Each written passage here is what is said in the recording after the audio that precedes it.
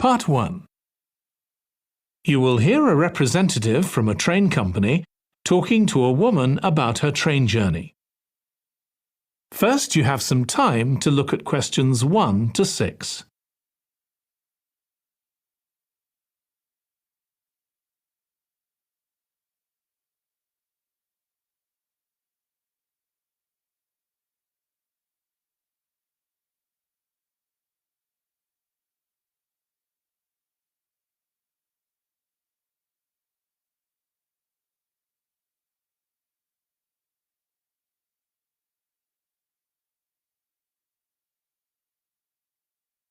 Now listen carefully and answer questions 1 to 6.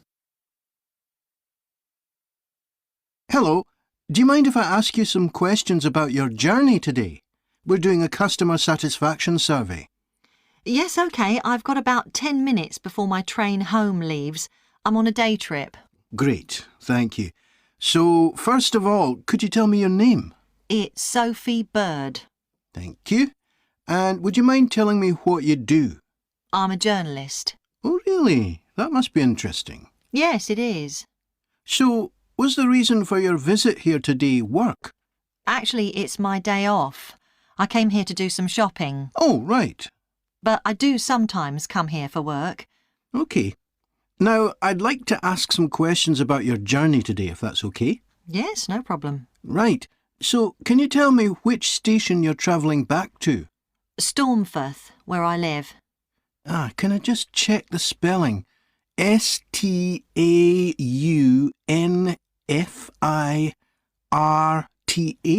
That's right. And you travelled from there this morning? Yes. OK, good. Next, can I ask what kind of ticket you bought? I assume it wasn't a season ticket as you don't travel every day. That's right. No, I just got a normal return ticket. I don't have a rail card, so I didn't get any discount. I keep meaning to get one because it's a lot cheaper. Yes, you'd have saved 20% on your ticket today. So you paid the full price for your ticket? I paid £23.70. OK. Do you think that's good value for money? Not really. I think it's too much for a journey that only takes 45 minutes. Yes, that's one of the main complaints we get. So you didn't buy your ticket in advance? No. I know it's cheaper if you buy a week in advance, but I didn't know I was coming then. I know. You can't always plan ahead. So, did you buy it this morning? No, it was yesterday. Right. And do you usually buy your tickets at the station? Well, I do usually, but the ticket office closes early and I hate using ticket machines. I think ticket offices should be open for longer hours. There's always a queue for the machines and they're often out of order. A lot of customers are saying the same thing. So, to answer your question, I got an e-ticket online. Before you hear the rest of the conversation, you have some time to look at questions 7 to 10.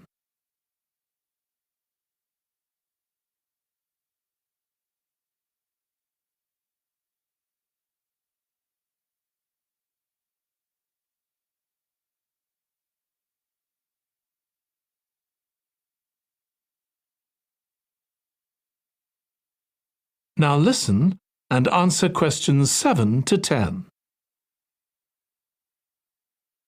OK, thank you. Now I'd like to ask you about your satisfaction with your journey. So what would you say you were most satisfied with today? Well, I like the Wi-Fi on the train. It's improved a lot. It makes it easier for me to work if I want to. That's the first time today anyone's mentioned that. It's good to get some positive feedback on that. And is there anything you weren't satisfied with? Well, normally the trains run on time and are pretty reliable, but today there was a delay. The train was about 15 minutes behind schedule. OK, I'll put that down. Now, I'd also like to ask about the facilities at the station. You've probably noticed that the whole station's been upgraded. What are you most satisfied with? I think the best thing is that they've improved the amount of information about train times, etc. that's given to passengers. It's much clearer. Before, there was only one board and I couldn't always see it properly, which was frustrating. That's good. And is there anything you're not satisfied with? Let's see. I think things have generally improved a lot. The trains are much more modern and I like the new cafe. But one thing is that there aren't enough places to sit down, especially on the platforms. OK. So I'll put seating down, shall I, as the thing you're least satisfied with? Yes, OK. Can I ask your opinion about some of the other facilities? Mm-hmm. We'd like feedback on whether people are satisfied, dissatisfied, or neither satisfied nor dissatisfied. OK. What about the parking at the station? Well, to be honest, I don't really have an opinion, as I never use it. So neither satisfied nor dissatisfied for that, then? Yes, I suppose so. OK, and what about the... That is the end of part 1. You now have 1 minute to check your answers to part 1. Part 2. You will hear the chair of a committee on park facilities addressing her local town council about changes that have been made to the park. First, you have some time to look at questions 11 to 16.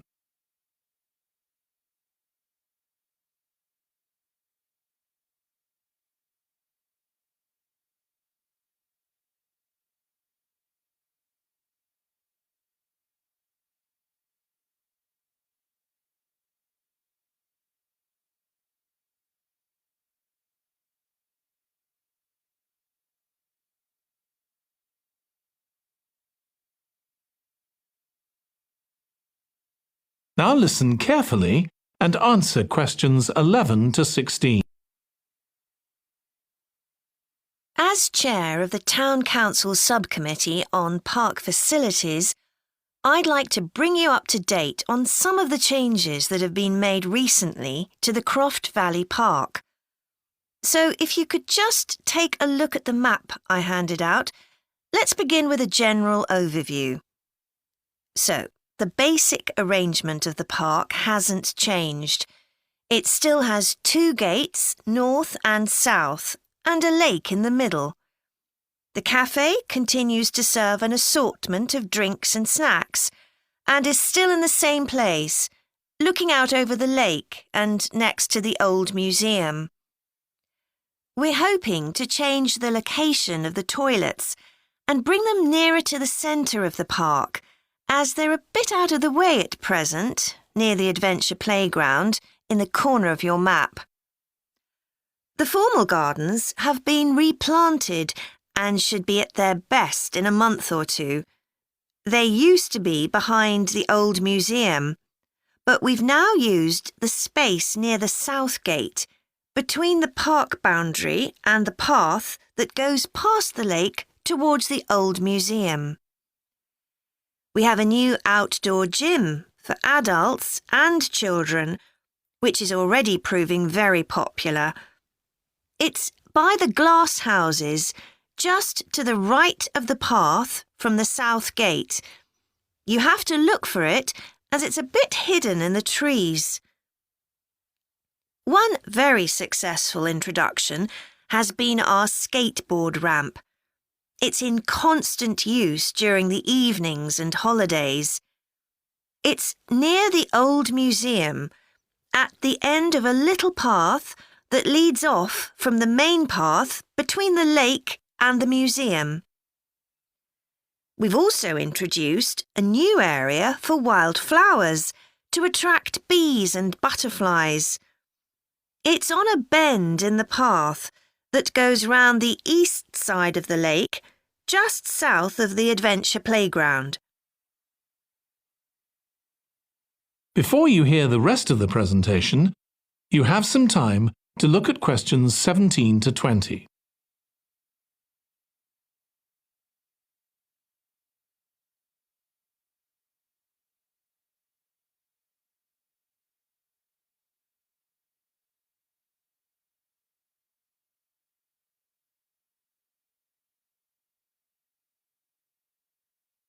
Now listen and answer questions 17 to 20. Now, let me tell you a bit more about some of the changes to Croft Valley Park. One of our most exciting developments has been the Adventure Playground. We were aware that we had nowhere for children to let off steam and decided to use our available funds to set up a completely new facility in a large space to the north of the park. It's open year-round, though it closes early in the winter months, and entrance is completely free. Children can choose whatever activities they want to do, irrespective of their age. But we do ask adults not to leave them on their own there. There are plenty of seats where parents can relax and keep an eye on their children at the same time. Lastly, the glass houses. A huge amount of work has been done on them to repair the damage following the disastrous fire that recently destroyed their western side. Over £80,000 was spent on replacing the glass walls and the metal supports, as well as the plants that had been destroyed, although, unfortunately, the collection of tropical palm trees has proved too expensive to replace up to now. At present, the glass houses are open from 10 a.m. to 3 p.m. Mondays to Thursdays, and it's hoped to extend this to the weekends soon. We're grateful to all those who helped us by contributing their time and money to this achievement. The gardens have really been a... That is the end of Part 2. You now have 30 seconds to check your answers to Part 2. Part 3. You will hear two students of social history called Annie and Jack discussing their presentation about refrigeration. First, you have some time to look at questions 21 to 24.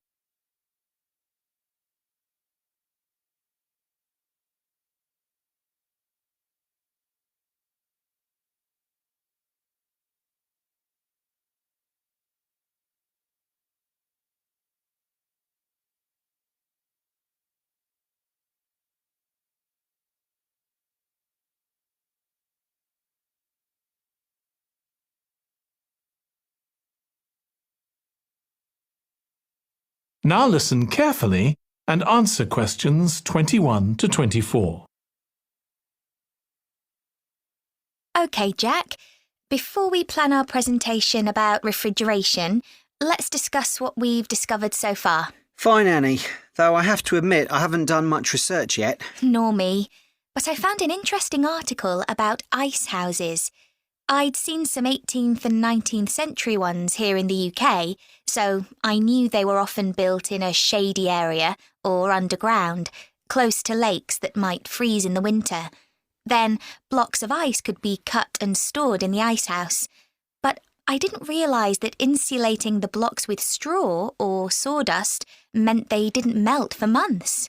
The ancient Romans had refrigeration too. I didn't know that. Yes. Pits were dug in the ground and snow was imported from the mountains, even though they were at quite a distance. The snow was stored in the pits. Ice formed at the bottom of it.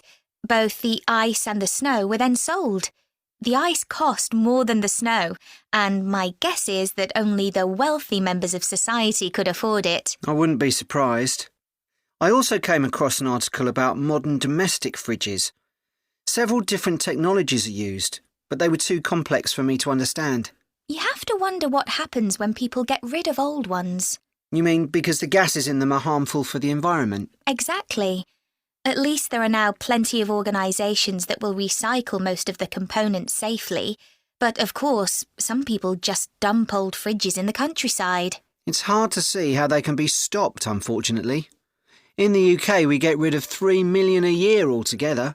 That sounds a lot, especially because fridges hardly ever break down. That's right.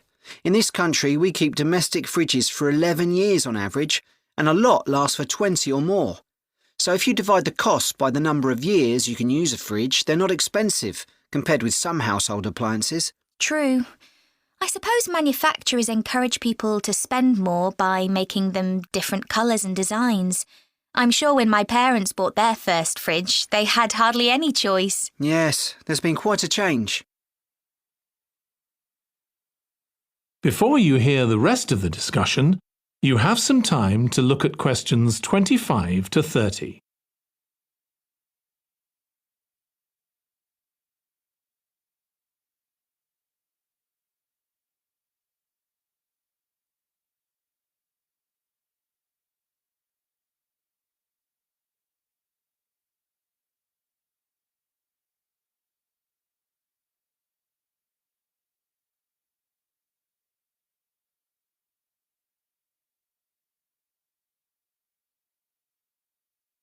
Now listen and answer questions 25 to 30. Right, let's make a list of topics to cover in our presentation and decide who's going to do more research on them. Then later we can get together and plan the next step. OK. How about starting with how useful refrigeration is and the range of goods that are refrigerated nowadays? Because, of course, it's not just food and drinks. No, I suppose flowers and medicines are refrigerated too. And computers. I could do that, unless you particularly want to. No, that's fine by me. What about the effects of refrigeration on people's health? After all, some of the chemicals used in the 19th century were pretty harmful, but there have been lots of benefits too, like always having access to fresh food. Do you fancy dealing with that? I'm not terribly keen, to be honest. Nor me. My mind just goes blank when I read anything about chemicals. Oh, all right then. I'll do you a favour. But you owe me, Jack. OK. What about the effects on food producers, like farmers in poorer countries being able to export their produce to developed countries? Something for you, maybe? I don't mind. It should be quite interesting. I think we should also look at how refrigeration has helped whole cities, like Las Vegas, which couldn't exist without refrigeration because it's in the middle of a desert. Right. I had a quick look at an economics book in the library that's got a chapter about this sort of thing. I could give you the title if you want to do this section. Not particularly, to be honest. I find economics books pretty heavy going as a rule. OK, leave it to me then. Thanks. Then there's transport and the difference that refrigerated trucks have made. I wouldn't mind having a go at that. Don't forget trains too. I read something about milk and butter being transported in refrigerated railroad cars in the USA right back in the 1840s. I hadn't thought of trains. Thanks. Shall we have a separate section on domestic fridges? After all, they're something everyone's familiar with. What about splitting it into two?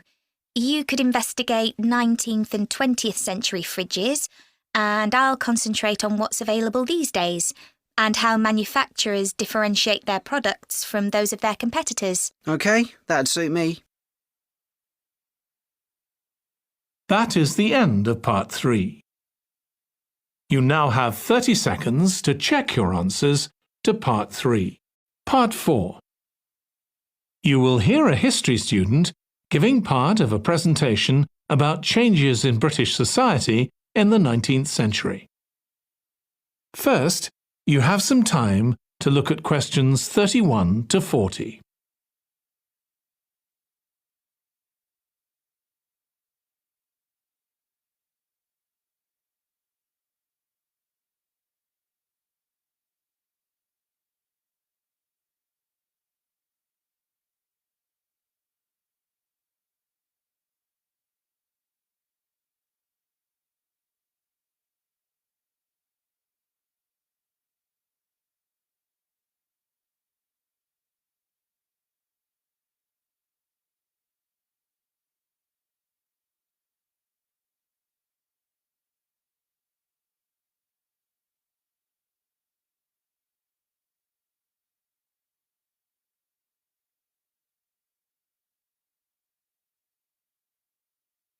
Now listen carefully and answer questions 31 to 40.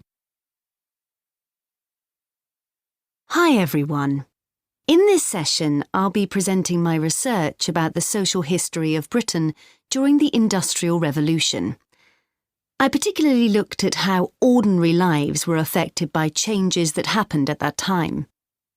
This was a time that saw the beginning of a new phenomenon, consumerism, where buying and selling goods became a major part of ordinary people's lives.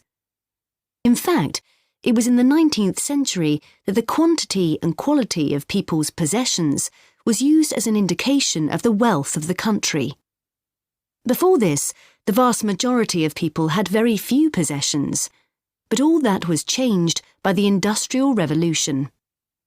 This was the era from the mid-18th to the late 19th century, when improvements in how goods were made, as well as in technology, triggered massive social changes that transformed life for just about everybody in several key areas.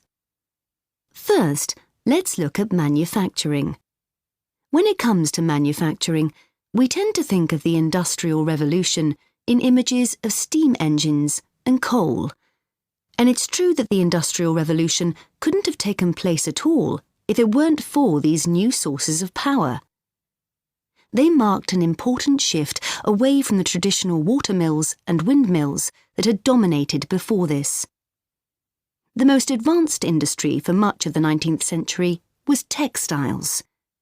This meant that fashionable fabrics and lace and ribbons were made available to everyone. Before the Industrial Revolution, most people made goods to sell in small workshops, often in their own homes. But enormous new machines were now being created that could produce the goods faster and on a larger scale, and these required a lot more space. So large factories were built, replacing the workshops and forcing workers to travel to work. In fact, large numbers of people migrated from villages into towns as a result.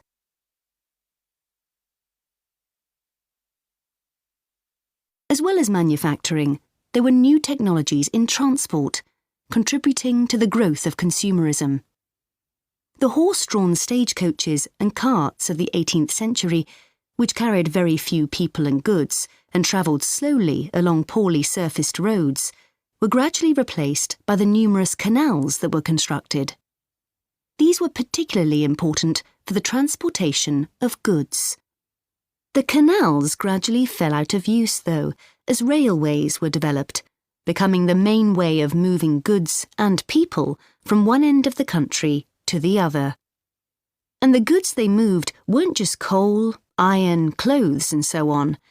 Significantly, they included newspapers, which meant that thousands of people were not only more knowledgeable about what was going on in the country, but could also read about what was available in the shops. And that encouraged them to buy more. So faster forms of transport resulted in distribution becoming far more efficient. Goods could now be sold all over the country instead of just in the local market. The third main area that saw changes that contributed to consumerism was retailing. The number and quality of shops grew rapidly, and in particular, small shops suffered as customers flocked to the growing number of department stores, a form of retailing that was new in the 19th century. The entrepreneurs who opened these found new ways to stock them with goods and to attract customers. For instance, improved lighting inside greatly increased the visibility of the goods for sale. Another development that made goods more visible from outside resulted from the use of plate glass, which made it possible for windows to be much larger than previously. New ways of promoting goods were introduced too. Previously, the focus had been on informing potential customers about the availability of goods. Now, there was an explosion in advertising trying to persuade people to go shopping. Flanders claims that one of the great effects of the Industrial Revolution was that it created choice. All sorts of things that had previously been luxuries, from sugar to cutlery, became conveniences, and before long they turned into necessities. Life without sugar or cutlery was unimaginable. rather like mobile phones these days. That is the end of Part 4. You now have 1 minute to check your answers to Part 4.